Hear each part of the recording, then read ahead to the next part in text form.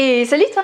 Alors dans l'inconscient collectif, lire c'est anodin, une activité d'intello sans danger. Et pourtant lire en fait c'est une vraie arme. Alors oui, balancer ton bouquin dans la gueule de ton ennemi, ça peut faire mal, surtout si c'est un pavé, mais en fait c'est même pas de ça que je suis en train de te parler. Aujourd'hui je vais t'apprendre à dominer le monde grâce à la censure. Si toi aussi tu veux devenir un dictateur, suis ce programme étape par étape et tu seras alors un génie dans l'art de la censure.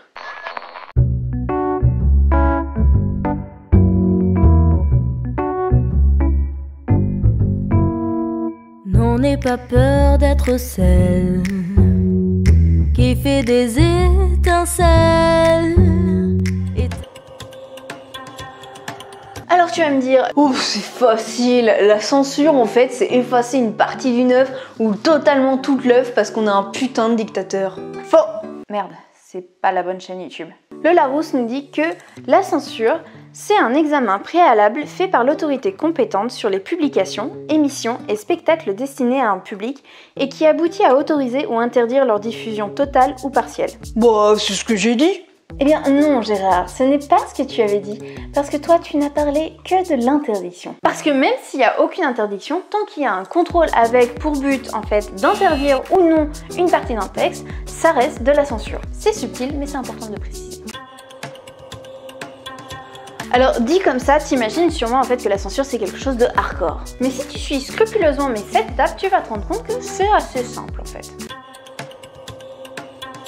Ouais, bon là c'est peut-être l'étape la plus dure, mais après faut savoir ce que tu veux dans la vie. Prends le pouvoir et impose-toi. Que ce soit de façon démocratique ou pas, on s'en balance, il faut juste que tu deviennes le big boss.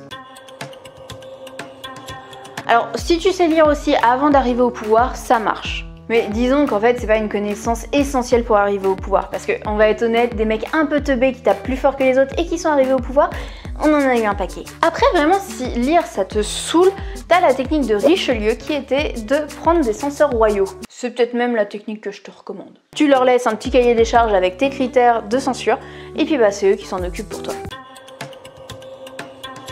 Là t'as deux écoles. T'as la team Hamon, non Hamon écrit comme ça, pas Hamon. Ça n'a strictement aucun rapport. Ou la team aval. En gros, tu censures avant publication comme ce qu'on faisait au XIIe siècle, ou alors tu censures après publication comme ce qu'on a fait à partir du XVe siècle avec l'invention de l'imprimerie. Alors en fait, le problème avec la censure en aval, c'est que les livres, ils ont déjà eu le temps en fait de se diffuser et de foutre un petit peu le bordel. Pour une fois que tu as posé les bases, maintenant ça ne rigole plus. Là, faut lire les bouquins pour savoir ce qu'ils ont dans le bide. Donc, contrairement à certains chroniqueurs sur Instagram, là, il faut vraiment que tu lises le bouquin. Après, si ça te saoule trop, je te rappelle que tu as l'option censeurs royaux. T'es quand même à la tête d'un état, t'as pas que ça à foutre. Bref, on décortique les bouquins et on surligne tout ce qui nous gêne. Alors déjà t'as le menu de base qui est composé lui d'interdictions. En gros en fait tu vas juste interdire la diffusion d'un passage ou d'un texte en entier. Ça c'est un petit peu la version classique, mais si t'as envie de te démarquer, t'as d'autres options que tu peux ajouter. Genre emprisonnement, lynchage public sur Twitter, exécution, exil, bref, il y en a pour tous les goûts. Fais-toi plaisir, mais surtout sois créatif pour te démarquer des autres. Alors ok, t'es un dictateur, mais t'as quand même des comptes à rendre. Un moment ou un autre va quand même falloir que tu justifies un petit peu ce bordel. Mais t'inquiète pas, j'ai toute une liste d'excuses parfaites, il y a juste à piocher. Le peuple est trop con pour penser par lui-même et savoir ce qui est dangereux pour lui.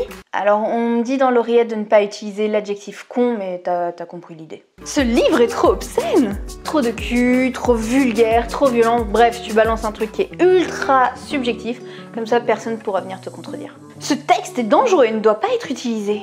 Là encore, en fait, ça rejoint un petit peu l'argument de l'idiocratie, mais ça peut même aller plus loin si tu dis que, par exemple, ça va renfermer un savoir qui est limite. Genre un livre de recettes cannibales, par exemple.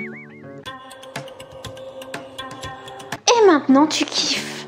Tu kiffes parce que maintenant, tu ne vas rencontrer que des bouquins qui parlent de ta vision, de ta façon de penser et qui te ressemblent. Personne pour te dire que tu as tort. Bref, c'est le pied.